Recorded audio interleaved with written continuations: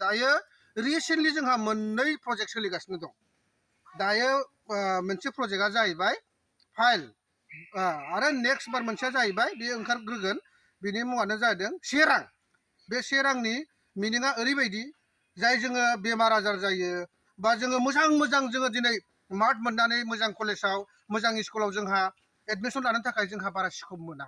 बेखौहाय जोङो थाइसे रांजों जमा खालामनानै सोरबा दुखियाफोरखौ जाहाथे सोरबा मोजां स्कुलाव सहाय खालामनानै जुदि एडमिसन खालामनो हायोबा नैबे स्क्रिप्टखौ लानानै जोङो दाननाय जादों आरो बेखौहाय नाय आरो बयबो जाहाथे मदद होलाय बेखौनो नोंथांमोनखौ आसा खालामनाय थाबाय प्रडाक्शना जाहैबाय सोरखि फिल्म प्रडाक्शन आरो मोनसेया जाहैबाय प्रभारानि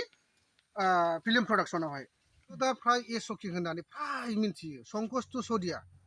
दा आंनि नामाथ' बुंनो थाङोबा सन्जय नार्जारि दा एसकिं हिसाबै आं दा बिराद पपुलार जानो थांगासिनो दं बा जाबायानो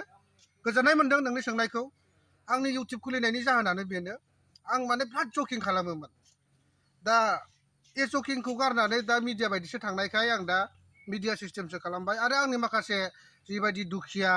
जानो गैयै सोरबा माबा मोनसे मोनै सोरबा बेमार आजारखौ आं गोबां बिनानै सहाय होनायनि जाहोनाव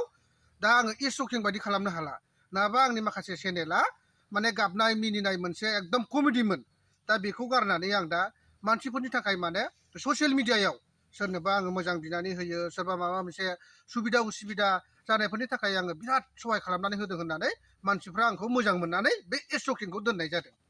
नोंथांखौ गफुर हालामाव माखासे फिल्माव प्रडिउस खालामदों होननानैबो मिथिनो मोनदों बिनि सायाव नोंथाङा मा बुङो बिराद मोजां दिनै आङो बेखौनो खावलायो मानो होननानै बुङोब्ला जोंनि गफुराव गोबां समाव गोबां फिल्म बानायनानै एवार्ड मोनदोंमोन नाथाय बावैसोनि गेजेराव जोङो सोरबा माखासे सुबिदा उसुबिदानि थाखाय फिल्मफोरखौ दिरुननो हायै जानानै थादों दिनै आङो बेनो आं फाइनान्सार खालामदों मोजां खालाम अनसायजानाय जानांगोन फिल्मफ्रा बयबो रायजो राजानि नोजोराव मोजां मोनजानाय जानांगोन सोरबा दङब्ला आंनि खाथियाव फैबाव आङो माने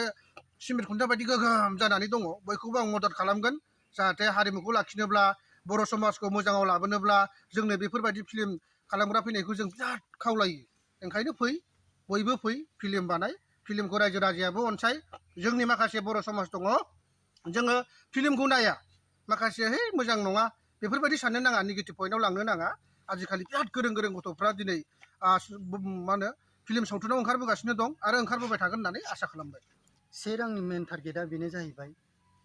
जोंनि बर' सुबुं अनजिमाया 2007 मायथाइनि भटार तालिका हिसाबै 30-35 लाख बर' सुबुंफोर दं बे खोथाखौ लानानैनो आं बे सेरांखौ बुंनाय जादों जेरावनाखि सेराङैब्लाबो सानसेयाव 30-35 लाख मानसिया जुदि डनेसन होयो अब्ला जोंनाव बेसेबां रां फैगोन बेफोरखौ लानानैनो बे खोथाखौ बुंनाय जादों बिदा दं बिबाजै दं बिसोरबो आंखौ बे खोथायाव सापर्ट होदों मोजां मोनदों बयबो सापर्ट होलायोबा जाफुंगोन बेफोर खामानिया